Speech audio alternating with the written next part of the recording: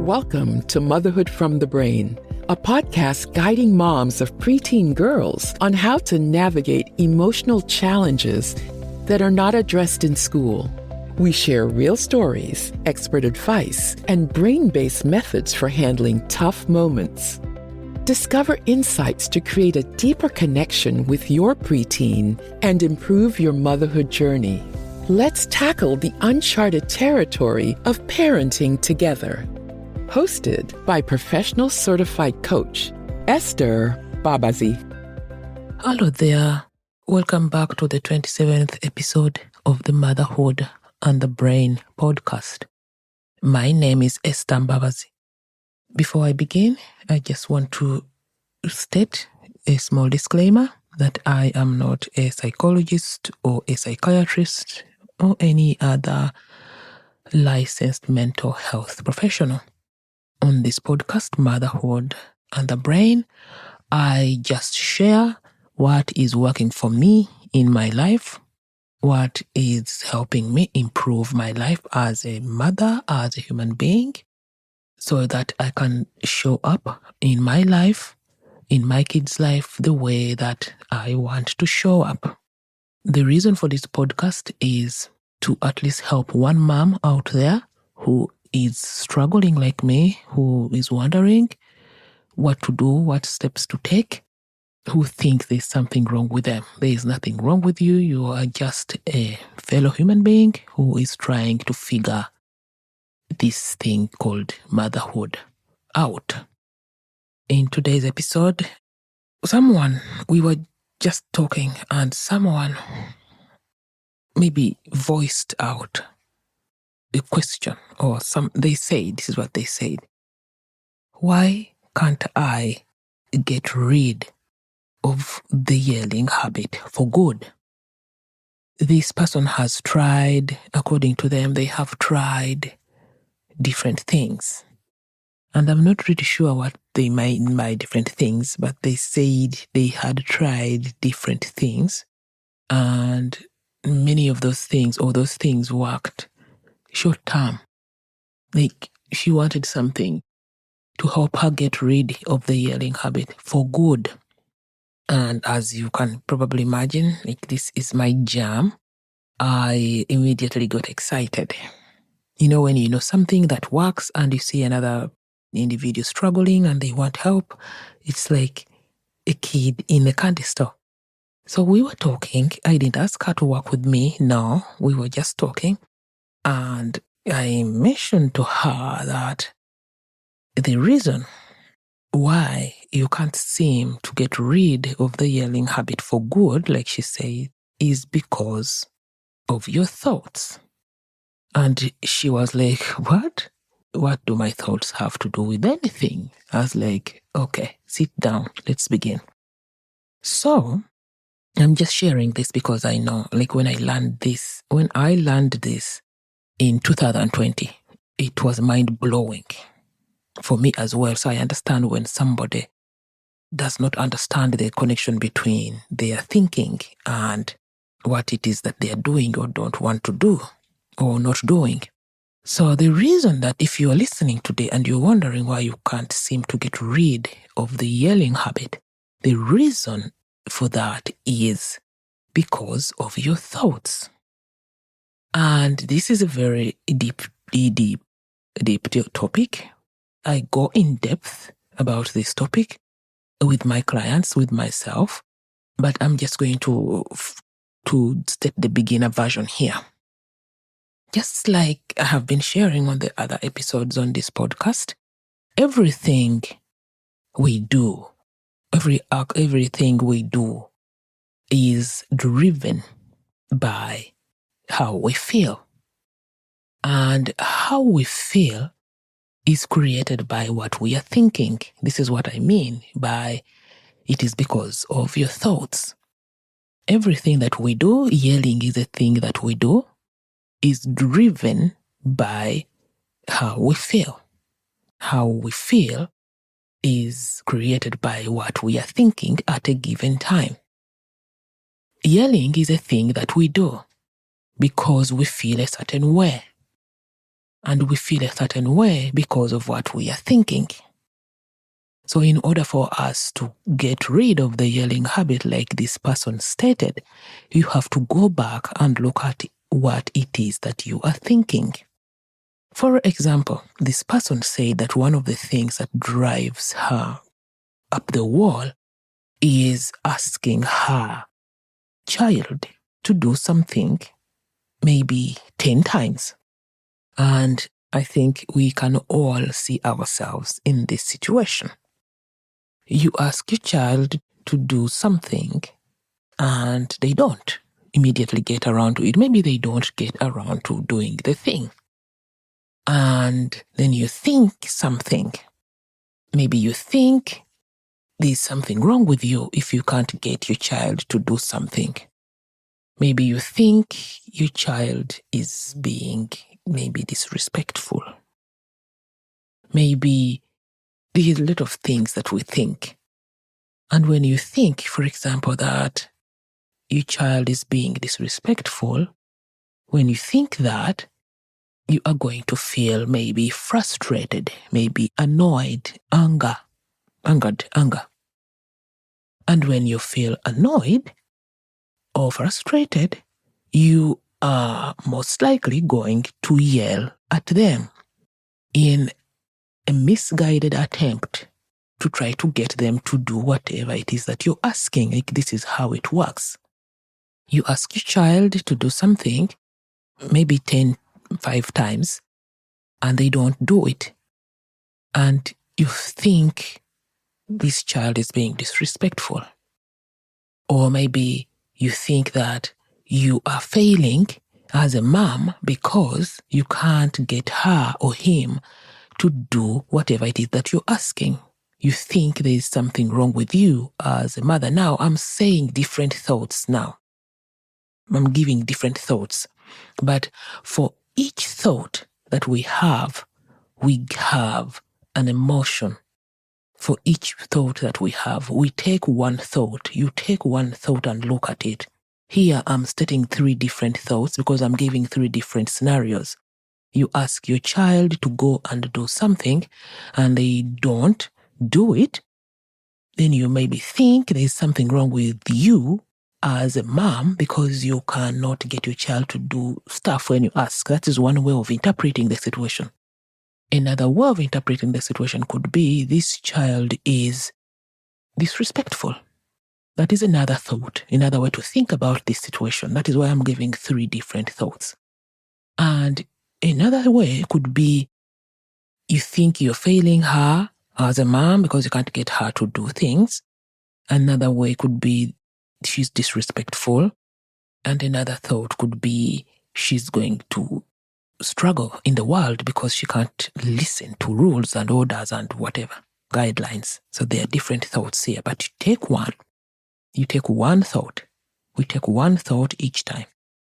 So for the purposes of this podcast, I am going to take the thought, this child is disrespectful. You ask your child to do something, maybe take out the trash, and they don't do it. And then you think this child is disrespectful. And when you think that this child is disrespectful, you are going to feel either frustrated or annoyed. For the purposes of this episode, let us take frustrated. So you ask your child to take out the trash, and they don't do it. And then you think this child is being disrespectful. That is a thought. A thought is, if you're new to this podcast, a thought is a sentence in your brain, in your mind, in your head. We take one sentence, and that one sentence is going to lead us to feel a certain way. That one sentence in this podcast episode is, this child is disrespectful.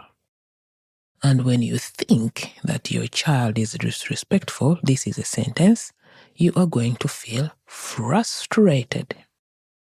Frustrated is a feeling, is an emotion. On this podcast, I use feelings and emotions interchangeably. So when you think this child is disrespectful, you are going to feel frustrated. When we think sentences in our mind, when our brain gives us sentences, those sentences create a vibration. Some people think the word vibration is kind of woo-woo, but those sentences create sensations, vibrations, movement in our body. You think it in your head and you feel something in your body. This is how it works. So in this particular episode, you feel frustrated because you asked your child to go out and take the trash out and she's flat out not doing it. So you feel frustrated. And when you feel frustrated because you think that this child is disrespectful, you are going to do certain things. And one of them, maybe you are going to raise your voice in a misguided attempt to get her to take out the trash. You raise your voice. Maybe you call her names. Maybe you call yourself names. Like you berate yourself, like the mom. Maybe you think you are failing. Maybe you can't get this right. By this, I mean motherhood thing. So frustration leads you to do certain things. And one way to distinguish between what you're doing and what you are feeling is the things that we do are usually verbs. Like you yell at her, you berate yourself, you beat yourself up, you disconnect from your child, you go away in your room and maybe cry a little. You maybe pour yourself a glass of wine to take the edge off. Maybe you light a cigarette to take the edge off. Maybe you scroll your phone. Maybe you watch Netflix, maybe whatever. Usually the things that we do because of how we feel, this is how I was taught this, they are usually verbs. So you yell at her, you berate yourself, you beat yourself up, you ignore her, you go on your phone and scroll, you talk loudly, it may not be yelling, maybe you talk loudly, you raise your voice, like these are the things that you do because you feel frustration when you think that your child is disrespectful because you asked them to take out the trash and they did not do it. So these are the things that we do. So from all these actions or the verbs that you have done because of how you feel frustration, you are going to create a result or a return in your own life, not in your child's life, but in your own life. You are going to, usually the result, you always show up in the result. Your child does not show up. The things that you do, you show up at the end. Your child does not show up. You show up because you have created all these things and you show up. So in this case, because you think that your child is disrespectful, in this case, you think she's disrespectful, and when you think that, you feel frustrated, and when you feel frustrated, you yell at her, you berate yourself, berate and beat yourself up are the same thing. You maybe raise your voice, you ignore her, you go on your phone, you pour yourself a drink. You are making the situation harder based on all the things that you're doing. Your child is not taking out the trash, yes, but what you are doing because of that, how you are reacting to her not taking out the trash is making your life harder. I know this takes a little time to wrap your head around, but this is how it works. So the reason I say that we have to change our thoughts is many of us, I don't know about you, but I have worked with other moms and I have seen this in my own life. The reason the way we were brought up, many of us, is we are instinctual. Of course we are. Like, we are human beings, we are, because of because of our protective brain. We are instinctual beings. We like to react very fast. And maybe this worked for our ancestors way back in the caveman days. It worked for them. But many of us don't know that we do not have to do everything our brain throws at us. We do not have to act from instinct all the time. For example, in this case, you ask your child to take out the trash and she doesn't do it, and you think she's disrespectful. This is an example of being reactive. Like, when your brain throws that at you, that this child is being disrespectful, you don't have to believe it. You don't have to listen to that. You can watch it, yes, but you don't have to go out from that sentence. This is what I mean by changing our thoughts. Because the brain is just doing its job, but you have the power. And I know, like, if you're new to this, I know this like sounds mind-boggling, but when you're new to this, you can't even believe it, but you don't have to act on everything the brain throws at you. So your brain threw a sentence at you, this child is disrespectful. You don't have to take it as the truth. You don't have to believe it. You can't get rid of it, no, but you don't have to take it and run with it and create. Remember the returns I talked about? And you create the returns of making the situation harder. No, you don't have to do that. You can watch what your brain is offering you with compassion, of course. They call it, when we were learning this in the life coach school, they taught us that we could become the watcher of our minds. So you take what the brain is offering you and question it with curiosity. So if your brain says your child is being disrespectful because they did not take out the trash immediately when you asked, you don't have to believe it immediately. You can take that sentence that the brain threw at you, that the brain gave you, and question it and be curious. What is another way to look at this? What if there's another way to interpret what my brain is saying? What is another way to interpret? But what does this even mean? Like, you take it, the sentence, and examine it and look at it from a place of a curiosity, not from a place of judgment, but from a place of curiosity. Because curiosity creates connection, while judgment creates disconnection. So in this case, you may start to understand, again, this is something we go deeper in, but the way we were brought up, where we grew up from our caregivers, our parents, our guardians, our brains forms sentences about situations given from our backgrounds, from our homes. So if you grew up in an environment or in a home or with caregivers and guardians who had a thinking that a child has to be asked. When a child is asked to do something, they have to immediately drop what they are doing to go do the thing, or otherwise they are disrespectful. If you grew up in an environment like that, you picked up that kind of interpretation. Your brain picked up that.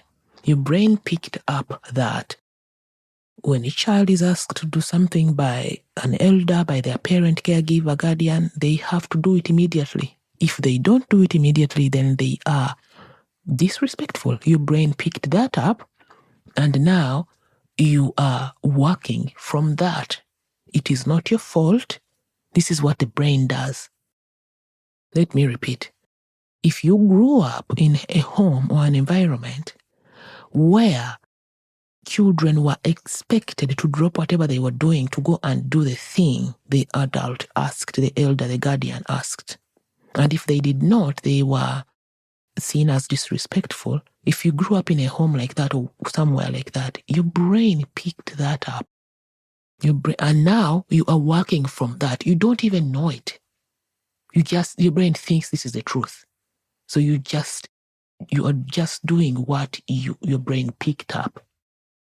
So I can hear you ask, okay, how do I change this? It is not as simple, and it is not hard, but not simple either. It is just a skill when you learn the skill. So the reason that I say it will become curious is when your brain throws that sentence at you that your child is disrespectful. For me, this works in my life. I like to look at myself and say, that's interesting, brain.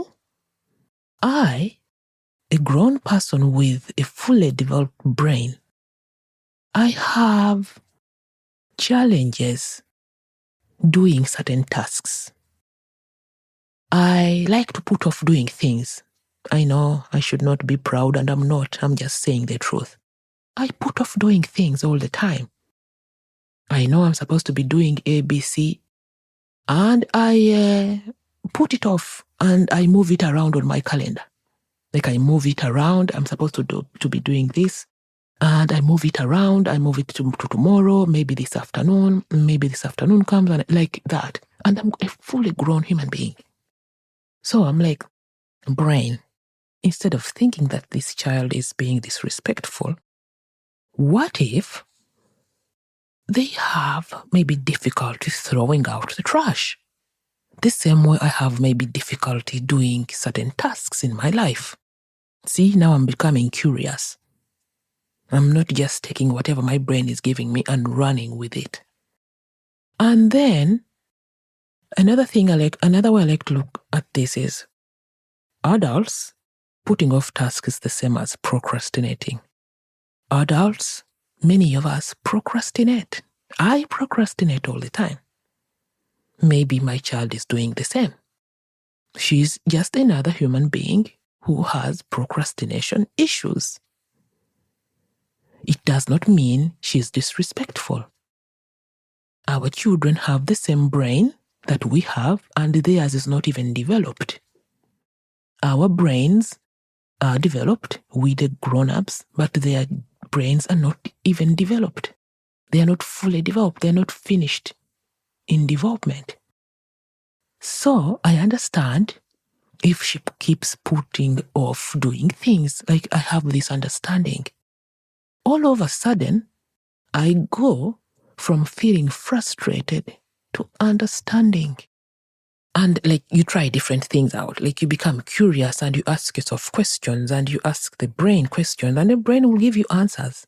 It will. So all of a sudden, I'm not feeling frustrated anymore.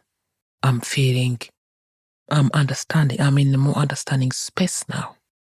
And now that I'm understanding, my approach is softer. I'm not abrasive. I'm not like frustrated. I don't have frustration energy. Now I am understanding, because I understand that my child has a human brain, and human brains like to put off things. This is not her fault. She just has a human brain the same way I have a human brain that likes to put off doing certain things. And this does not mean I let her off the hook. No. So with this understanding, I go and speak to her. And I'll say to her that, listen, I can see that you are having difficulty taking out the trash. In this case, it's taking out the trash. I can see you're having difficulty taking out the trash. I don't like doing certain tasks either. I can mention a task I don't like to do. But it does not mean that we don't do the thing. Our brain throws, I don't say to my children that our brains, like, that's boring to them. But I just say that the same way you have difficulty I can see you're experiencing, you think you're having a tough time, a hard time taking out the trash. I have asked many times and I'm not doing it, and I understand. Many times I'm like that, but I still do the thing. I still take out the trash. I still clean whatever it is that your child is having difficulty doing. I understand it is hard for you. I have things that are hard for me, but I do them all the same. So it depends on what it is, on what time it is, and how the situation is in your home. But for me, I usually say things like, when you, for example, take out the trash, then you will get your screen time or your phone, or you will go talk to your friend, or whatever it is. There is always something they will want to do. There is always something that is important to them, always. So when you do the thing, you can do the other thing. You can go speak to your friend. You can have your phone back. You can go on your iPad. You can get extra time on your iPad, 15 minutes, whatever it is, And I don't know the science behind this. I don't know how this works, but coming from a place of understanding works. I have seen this in my life. I have seen other moms say this.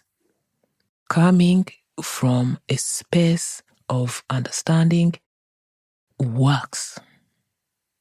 Because I don't know how, maybe it tugs on the strings of the heart of the other person, I don't know, but coming from the space of understanding works. You try it works. They will go with the trash grudgingly, of course. They're not like, hey, I'm taking the trash out. No, they take the trash grudgingly, but they will do it. And this teaches them something. It teaches them that even if our brain is resistant to doing things, we can do them anyway. Even if our brain is resistant to cleaning our rooms, it does not want to clean our rooms, we don't want to clean, we can still do the thing. This is the lesson behind this, the lesson behind understanding, the lesson behind going to them and acknowledging that you too have difficulty doing certain tasks. But when you do them, you are creating emotional muscle. You are teaching your brain that even though things are hard, we can still do them. We can still try to do them. And I can hear you say, Mom, that because if you were brought up from a home, like I said, if you're brought up in a home where children were expected to comply immediately. I was brought up in a home like that. I came from an environment, and those things still apply even today, where I come from. Though I was brought up in our society. I'm African. Just in case you don't know, I'm like African. And those things still happen in our society. Parents expect children to drop whatever it is they're doing to go and do whatever it is they're asking. So it took me a long time. My brain resisted it. My brain resisted it. The idea that children find difficulty, my brain was like, no. So I understand if you think this is hard. I understand if you are scared, because going from one thing that you believe to another is hard. It creates fear. It creates anxiety. You think you're failing your kids. Like, I had all this stuff come up and I worked through it. Because the way we are brought up, the things that our brain picks up, they somehow define us as human beings. If you can't get your kids to do stuff right away, your brain thinks you're failing, because this is how mothers should be. Mothers should be able to immediately snap their fingers, and kids are supposed to go do things that their mothers are asking them to do. I understand that and I get that. But you can still warm your brain up. You don't have to go from the extreme of thinking your child is respectful to understanding. Maybe that is too much a gap for you. It was too much a gap for me. It was. But we have what we call thought ladders. Like, you see a ladder, a ladder has all these rungs that you can step on or hold on to as you try to reach the top. So you can, if you think your child is disrespectful, that is where you are now. And you want to reach a stage where you think that my child is just another human being who is experiencing difficulty doing certain tasks. If that is too much of a gap for you, you can think of something. Again, I teach this deeper. Again, you can find a thought, or you can find a sentence that says, if you think your child is being disrespectful now, and you are starting to entertain the idea of moving away from that thought, it could be something like, yelling doesn't seem to help, but I don't know what else to do. Like, you can start to close that gap in between my child is disrespectful to my child is a human being with a brain that likes to put off tasks. If you want to close that gap so that you reach the top of the ladder, you can have a thought, something like, okay, I have yelled at this child to take out the trash and they won't take out the trash. Your next sentence could be, yelling doesn't seem to help, but I don't know what else to do. Because now you are starting to have the understanding that maybe yelling is not the only way. Maybe there's something you can do other than yelling. I know this is a lot. And then you find another thought until you reach the top ladder, until they reach the top thought of my child is a human being. Maybe you could find a thought that says, you could use a sentence that says, my kid is slow at everything, and this makes me yell. You see, you are moving from this child is disrespectful to my kid is slow at doing stuff, and this makes me yell. You are now creating understanding. You started at this child is disrespectful, then you went to yelling doesn't seem to help. I don't know what else to do. Then you moved on to my kid is slow in doing stuff, and it makes me yell. And then you move up like that. Another sentence could be, everyone makes mistakes, and it is important to learn from them. Because now you recognize that you're yelling at a child who's slow in doing things. You're recognizing that, so you may think, yeah, I made a mistake and everyone makes mistakes, and it is important for me to learn from that. Because now you're recognizing that your child is slower in doing certain things. Because just as adults, some people are very quick and fast moving, other people take their time. And there's nothing wrong with that. We are just different individuals. Like that, until you reach the top. In this episode's show notes, I am going to include a few thought ladders that you can use. So when you listen to this episode, click on the show notes and you will see examples of thought ladders that can help you move from where you are closer to where you want to be. Because the gap may be too big for you to close immediately, because that is a thing. Our brain is very, very powerful. You can't just get rid of things that you have been believing many, many years and you think you'll just get rid of them overnight. It takes time. The brain is very strong. The brain will freak out because it thinks now something's happening to you. Why are you getting rid of this that has helped us? We have been thinking like this over a long time. You can't just get rid of us, so there is going to be resistance. But when we segue ourselves to where we want to be without alerting the brain, without triggering the brain a lot, our protective brain, then we can be able to change. That is why I said in the beginning that in order to permanently stop yelling, you have to look at your thoughts. And we can't change from one thought to another in a snap of a finger. It is a process. We work through it. We look at those thoughts until it is believable to us. It is believable to you. It is a process.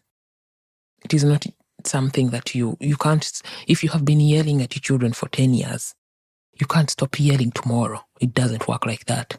But slowly you gain awareness of what you're thinking, what is leading you to yell. And then you work on those thoughts. This is what I'm talking about here. Today you think your child is disrespectful, and you want to come to a place where you think your child is a human being who has a brain that likes to put off tasks, but that gap is too big. So you have to take baby steps to that thought. And it is doable. You just have to keep practicing. If you drive a car, you did not just do the test and went and passed your driving test. No, you practiced. So everything is practicing. You get these thought ladders from me. I'm going to put them in the show notes, and you have to practice them and look at them and practice and believe them until they are believable to your brain. Thank you so much for listening today. Talk to you again next week. Bye, everyone. Thank you for tuning in to today's episode. Your time means the world to us. If you found this episode valuable, we would be immensely grateful if you could spare a moment to visit Apple Podcasts and share your thoughts through a review. Your feedback plays a vital role in helping fellow moms discover our podcast and enrich their own motherhood experiences. Take care, and bye for now.